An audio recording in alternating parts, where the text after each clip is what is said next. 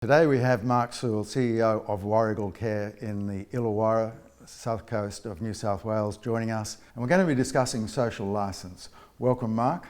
Thanks, Chris. Mark, you've got a very interesting view on the history of social licence, how it evolved in our community. Where did social licence come from and what is it exactly? It's an interesting concept, and social licence is applied to organisations and enterprises and corporations, but it's actually got its roots in EQ. The fathers of emotional intelligence coined this term quadruple bottom line. Would have been quite a long time ago, between 30 and 50 years ago. And it's the idea that we as people need to not only have intelligence, but we also need to have heart relationships with people, and organisations need the same. We trust organisations for so much these days, everyone from the airlines to the banks to our governments, and also to our human services particularly. And the idea that organisations need to make a profit, they need to be sustainable, they also need to manage people and customers, they need to certainly have a very strong sense of the planet, the triple bottom line, carbon footprint and being sustainable with their energy use.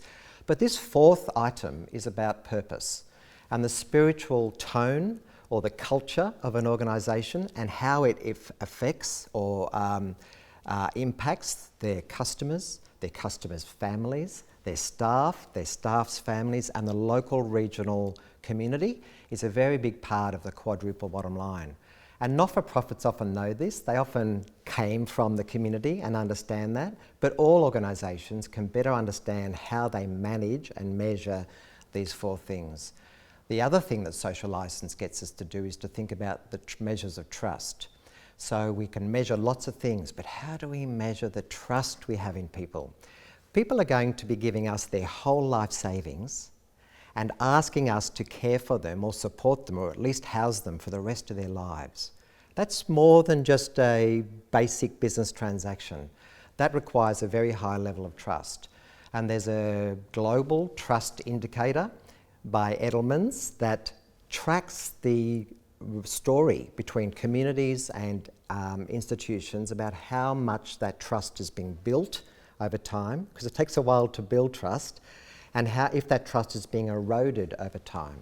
And most of us would know that media and the church and governments and corporations have had trust eroded over time because of the behaviours of leaders and other people. But there are other institutions and companies and enterprises that are growing in their trust dividends with the community. So we've been very clear and clever to watch that trust indicator and to understand what that means. And the other thing that I think we all need to understand is that the social licence gives us power, gives us an opportunity to do things more efficiently. I think it's Stephen Covey Jr. wrote the book, The Speed of Trust, and he says that if you have high trust partnerships with your customers and your staff and each other, you can actually lower your costs. You can lower the onerous effort that it takes to manage problems and check compliance and those kind of things. So on many levels, the social licence, social engagement is very important. So if you invest in your social licence, people will trust you, and therefore where you start all conversations is at a far higher level. Absolutely. We're today in one of our retirement villages. This village was built about 3 or 4 years ago, I think now. We started a conversation when this village was being built with the whole community. We asked people to consider what was going to be like to be here. We started to talk to our waiting lists, but also talk to general people across the community. At the end, we ended up not having to do any marketing at all. It was so nice to be able to put a line through that $250,000 worth of marketing and advertising to get people to buy our product. We built 80 homes in the retirement village here, as well as 130 aged care beds and a large community centre. And all those people learned to trust us. We had open community sessions. We told everyone in the room that there's no lawyers and no real estate agents in the room. It's just us and them.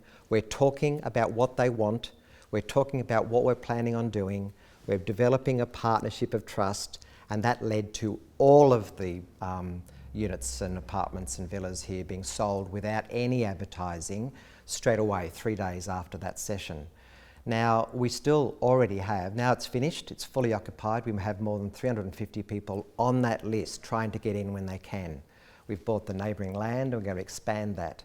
But that money wasn't saved, and it certainly didn't go to me, didn't make anyone rich. What that money was used for was improving the services again, so investing back into the community, investing back into the place where those people live.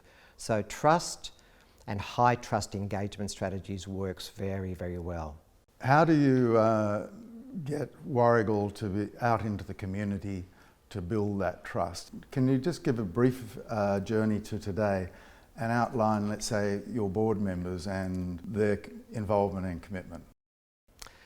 So Warrigal began on a small hill in the Illawarra in southeast New South Wales, just south of Sydney, called Mount Warrigal.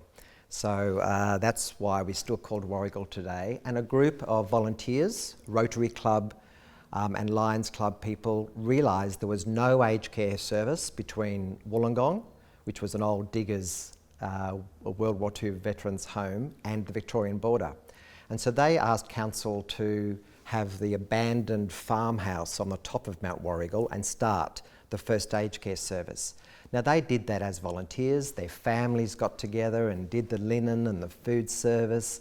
Their families got together and took up the voluntary care roles, and they hired their first person 55 years ago. Today, Warrigal has more than 2,000 staff and volunteers, has amassed from that beginning with nothing, those volunteer groups, and Warrigal as a charity has amassed $450 million worth of assets, $150 million turnover every year, all off the back of that inspiring start by volunteers. Still today, all the boards, right to today, have been volunteers. They're local, prominent people who are all volunteers. Volunteers, a group of 30 or 40 of them still own the organisation. They're the company members. And we have more volunteers than ever before at Warrigal.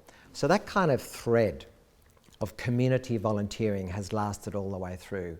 It's made a very big difference to the culture. And I often say to our staff, a very large management and staff cohorts, that the volunteers are part of the team. And the volunteers are very essentially part of that culture and have kept that culture going. I've been here for 20 years. I came as the Deputy CEO or Operations Manager, and I've been the CEO for about 12 now. And in the last 10 years, the organisation has tripled in size, largely because of our connections with the community. We've been invited by councils to acquire land and build services. We've received state government grants to create jobs and enhance services. We have a very strong connection with our service clubs and our other community groups. That takes a lot of work. It's not easy. Who does that work? Well, it's not just me. I certainly am on, or have been on, 7 other boards across the community, and try to... Do you have time to be on 7 boards? No, not at all. But this is a reciprocity that's very important. I invest in those organisations, whether they're a business chamber, a bike cycling publishing magazine, a church, a youth housing charity, a private school. All those boards have benefited from my input, but I've benefited normally from learning about how they run their organisations as well. And of course, all those people that I get to know, their customer groups and staff groups, all have parents and aunts and uncles and grandparents. They all looking for jobs in careers where the growth is enormous, as it is in aged care and retirement living. So this kind of reciprocity is very important, and our embedding in the local community is very important. As we've grown outside our core original region, we've had to do that deliberately, and to attend council meetings, to attend business awards, to get to know the local volunteers is very important. So your social licence is a business strategy as well? It's very much a business strategy. It has to be part of your DNA. You have to believe in it. You have to want to do it, but you also have to embed it. And in our strategic plan, you'll see it listed. You'll see it listed that we have a very strong intentional culture. We believe in volunteering and volunteerism, and you'll see that we have a lot of engagement with other not-for-profit and community organisations. I think older people particularly, looking for the rest of their lives, for where they're going to live and who they're going to trust, they're looking for a long-term relationship. People who buy houses these days, they say They're looking for about a 7-year arrangement before they might want to move again. People moving into a retirement village in the ages of 70 or 80 aren't thinking 7 years, they're thinking 20 or 30 years.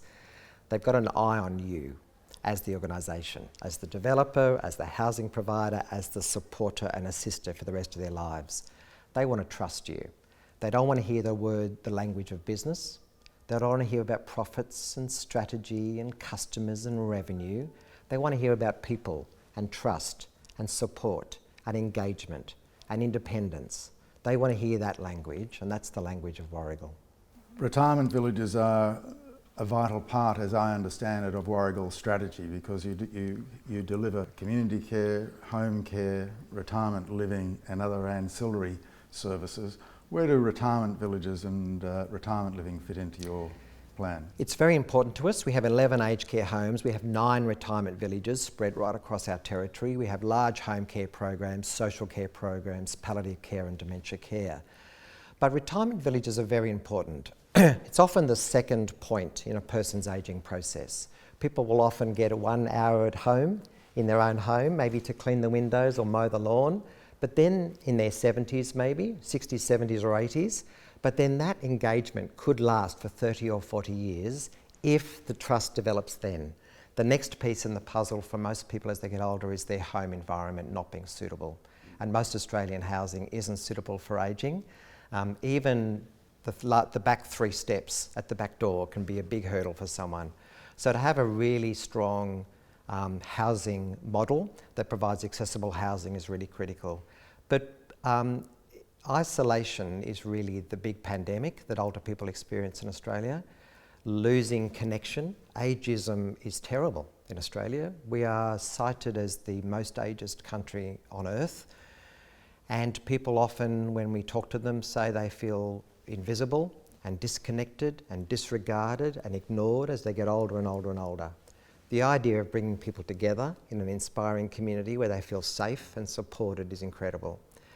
And independent, strongly independent, fiercely independent, having their say, complaining when they want, checking every item on every bill, having a say at every meeting, using their career skills to contribute to their community. All that's going to happen more and more and more. But at the same time, the trust has to be there as the basis. And I believe that's what good, clever, well-run retirement villages can do. The profession of village management, it's becoming a more and more demanding role as the product becomes more sophisticated, going from horizontal villages to vertical villages, bringing allied health in, bringing even retail in these days. Ongoing education. For as long as I've known you, you've been educating, continuing your education. What are your views on ongoing education? It's really important that we keep learning. The idea that all older people and all people who work in this sector and all organisations that deliver housing and care for older people are static, and that the ideas of our grandparents and our parents is fixed is really quite silly. We are all actually changing. Older people are embracing sustainability, for example. They're the most efficient users of energy on the planet. We think that they don't understand carbon footprints and energy utilisation, but actually they understand about not wasting, being clever, being efficient. So understanding that, for example, the sustainability sciences, learning how it works and then applying it to the current markets of older people and then upcoming older people is really critical. I've been learning all my life, as you say, did my MBA in business law quite recently off the back of social work and sociology and so on earlier on. Management certificates even before that. I would commend everyone to keep learning from older people. I saw some villages in America on a tour there where villages were being built on university campuses and older people were embracing lifelong learning. They were sitting in the back of lecture theatres and learning continually. And then sometimes they were invited to the front to share their wisdom and their knowledge. What an enormous way for multi-generational connection to happen and for learning to happen at all levels. We're the in-between.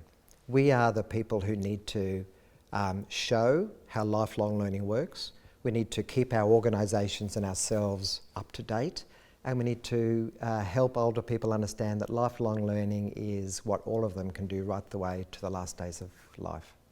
And it's also important to keep reinvesting in yourself, because the world changes, doesn't it? The skills that you have today will not necessarily be the skills that are going to be required tomorrow.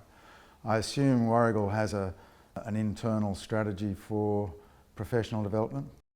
We certainly do. We have an Explore. It's called Explore. It's an online system. We want all our staff to do mandatory training, enhanced, advanced training, and all our managers to be doing other training that explores the world and the future of older people.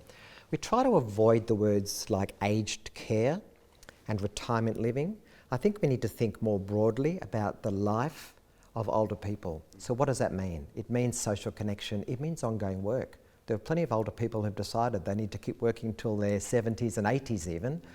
My own dad passed away at 98, but he was working till he was in his 70s, then wrote his book, then joined art school and did some paintings, and he kept going. And I think a lot of people want that active, purposeful life.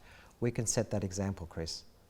Mark, in today's corporate world, with KPIs and the like, and we have ESG where we've got to think of the economy, social and governance, is there enough time for executives to think outside of KPIs, ticking boxes, getting the results at the end of the week?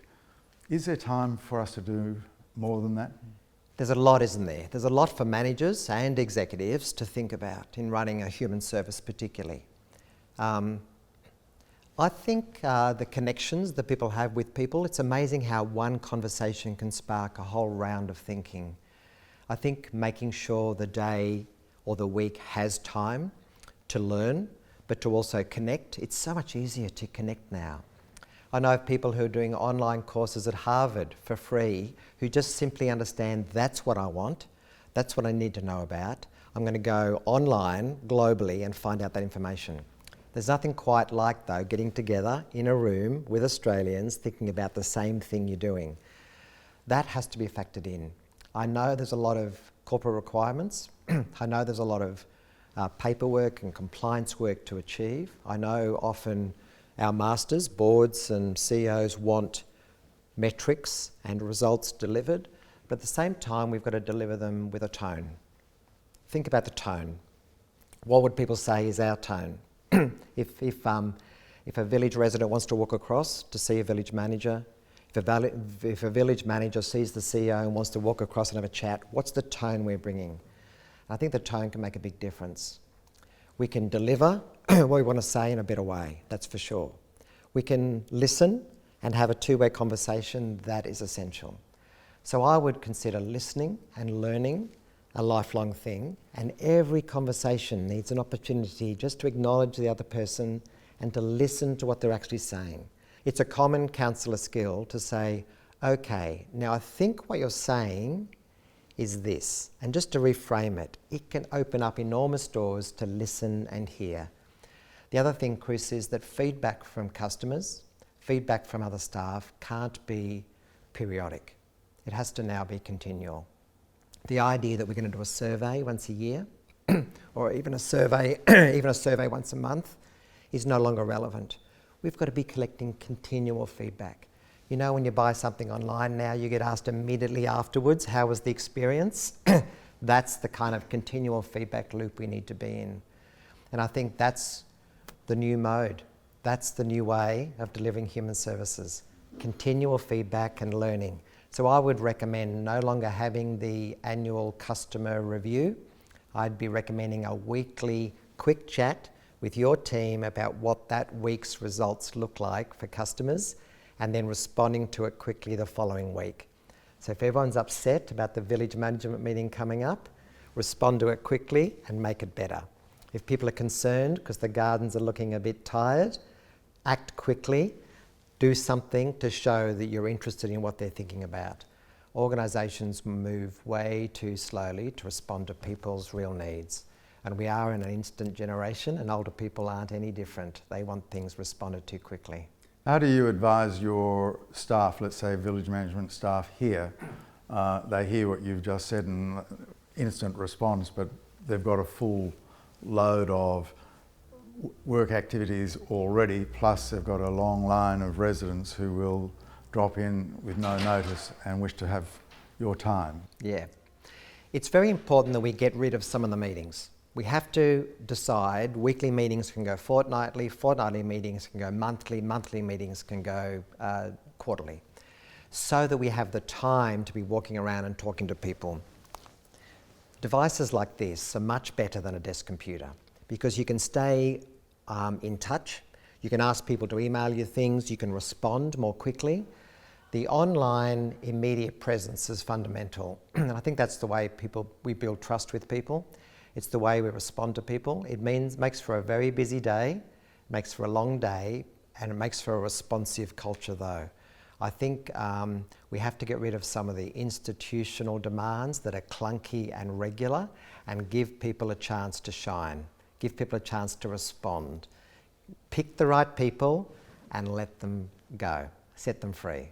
If we could come back to Warragul for a moment. You mentioned $150 million turnover in 2021. Where will you be in 2025?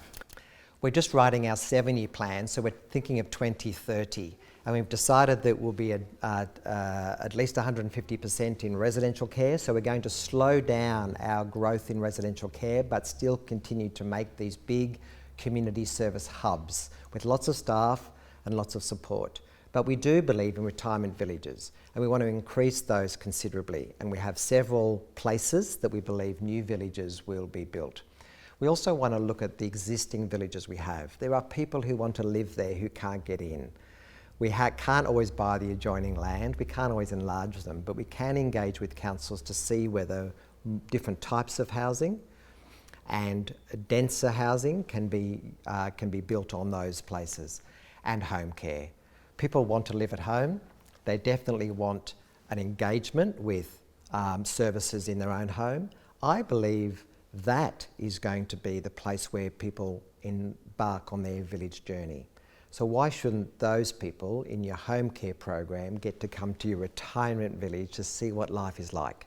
Mix those people together, mix those customers together, get them in activity rooms together, get them on bus trips to Sydney and Melbourne together, get that connection happening, because that's where the trust happens, not just between you and your customer, but between your customers.